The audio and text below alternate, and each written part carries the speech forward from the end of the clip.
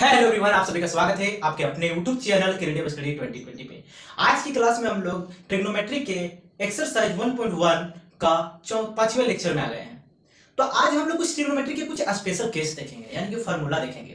तो आइए उस स्पेशल केस को हम लोग डिस्कस करते हैं। जैसे कि हम लोग पहला लेक्चर में बेसिक्स को समझा था, उन बेसिक्स के आधार पे आज जो स्पेशल केस बनने वाला है, आइए उसको हम लोग डील करते हैं और देखते हैं। तो जैसा कि सबसे पहले हमने क्या लिया है, एक समकोण त्रिभुज लिया। तो समकोण त्रिभुज किसे कहते हैं दोस्तों?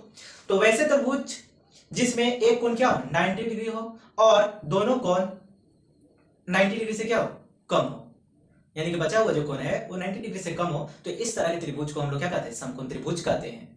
तो आइए हम लोग स्पेशल को इसको डील करते हैं बिना देर किए ही। वीडियो के अंत तक बने रहिएगा। अगर वीडियो पसंद आ रहा होगा तो कमेंट में जय हिंद जरूर लिखिएगा। दोस्तों आइए हम लोग केस को डील करते हैं। तो सबसे पहले स्पेशल केस को डील करने के लिए हम लोग को पाइथागोरस थ्योरम का, पाइथागोरस प्रमेय का जरूरत पड़ता है। तो आइए पाइथागोरस प्रमेय को लगाकर हम लोग स्पेशल केस को कैसे निकालते हैं उसको हम लोग देखते हैं। तो सबसे पहले यहां लिखेंगे पाइथागोरस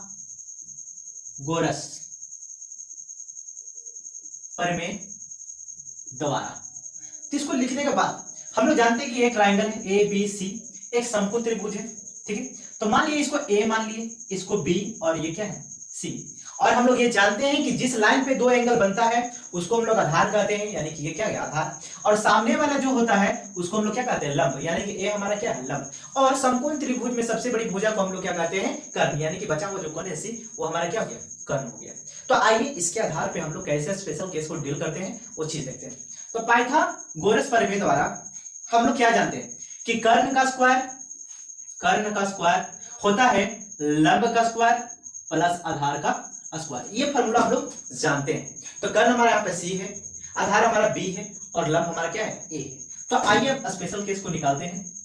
तो चूंकि सी स्क्वायर से भाग करने पर हम ऐसा इसलिए कर रहे हैं, ठीक है, ताकि रिजल्ट को क्या निकाल सके। मैं ये एक बात को आपको इल्म दिलाना चाहता हूं, एक बात बताना चाहता हूं कि मैं एक जो मैथमेटिशियन थे उन्होंने इस तरह से भाग दिया था, ठीक है, और उन्होंने रिजल्ट को फाइंड किया था। तो आज वही चीज हम भी करने जा रहे हैं। तो आइए देखिए, तो सी स्क्वायर से भाग करने पे, तो सी स्क्वायर से भाग करेंगे, ए स्क्वायर को सी स्क्वायर से भाग करेंगे, प्लस बी स्क्वायर को सी स्क्वायर से भाग करेंगे। सी स्क्वायर कट के क्या जाएगा, 1 आ जाएगा।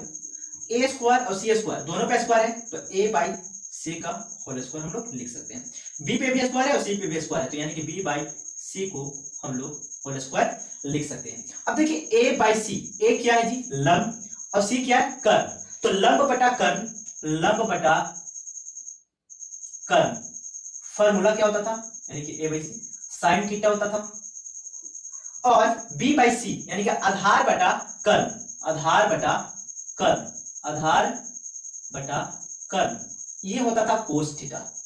ये हम लोग पहले लेक्चर में देख लिए बेसिक। अगर आप नहीं देखे पहला लेक्चर तो आज जाइए पार्ट 1 देखिए, वहां पे सारा का सारा बेसिक में डील किया हुआ। चलिए आगे देखते हैं। 1 ए बाई सी की जगह पे क्या लिखेंगे, साइन थीटा का होल स्क्वायर, बी बाई सी की जगह पे क्या लिखेंगे, कोस थीटा का होल स्क्वायर। तो हम लोग को क्या मिलेगा रिजल्ट, चलिए यहाँ पे अब ये क्या करते हैं, इधर लिखते हैं साइन स्क्वायर थीटा प्लस क्या, cos square theta equal to क्या, ये पहला रिजल्ट हो गया दोस्तों। ये पहला रिजल्ट हम लोग पता कर लिए हैं कि जब भी हमारा लिखा रहेगा sign square theta plus cos square theta, तो हमारा वैल्यू कितना होगा, 1 होगा। तो यहाँ पे हम लोग ये पहला रिजल्ट। अब चलिए इसके मदद से दो और रिजल्ट फाइंड करते हैं। तो कैसे फाइंड करेंगे, आइए। तो एक बार साइन स्क्वायर थीटा को यहाँ पे छोड़ देंगे हम लोग और 1, ठीक है। ये प्लस में कोस स्क्वायर थीटा बराबर उधर जाएगा तो क्या हो जाएगा, माइनस में कोस स्क्वायर थीटा। चलिए अब देखिए साइन स्क्वायर थीटा, अब इस 1 को स्क्वायर करेंगे तो क्या आएगा, 1 ही आएगा। तो हम लोग इस तरह से क्या कर सकते हैं, लिख सकते हैं। तो इस तरह से लिखिए। अब हम लोग जानते हैं कि ए स्क्वायर माइनस बी स्क्वायर बराबर फार्मूला क्या होता है। अगर आपसे कोई पूछ दे कि ए स्क्वायर माइनस बी स्क्वायर बराबर फार्मूला क्या होता है, ए प्लस बी और ए माइनस बी, ये हम लोग फार्मूला होता है, हम लोग को पता है, ठीक है।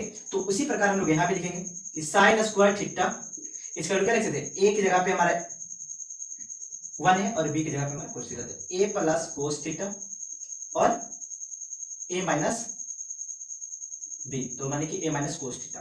तो इस तरह से दूसरा रिजल्ट भी हम लोग क्या कर लिए, फाइंड कर लिए। अब चलिए आइए इसी की मदद से हम लोग तीसरा रिजल्ट को फाइंड करते हैं। तो कैसे करते हैं, आइए दोस्तों देखते हैं। तो चूंकि हम लोग के पास क्या है, sine square theta plus cos square theta equal to क्या, 1।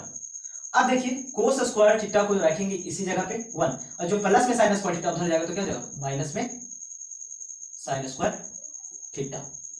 अब कोस स्क्वायर थीटा, अब 1 का स्क्वायर करेंगे तो कोई फर्क पड़ने वाला है नहीं, तो इस तरह से हम लोग ज्ञात कर रहे, देख रहे हैं ए स्क्वायर माइनस क्या, बी स्क्वायर। फॉर्मूला क्या था, ए प्लस बी ए माइनस बी, तो यानी कि 1 एक बार 1 माइनस 1 प्लस साइन थीटा और एक बार 1 माइनस साइन थीटा, एक बार प्लस लेकर एक बार माइनस लेकर।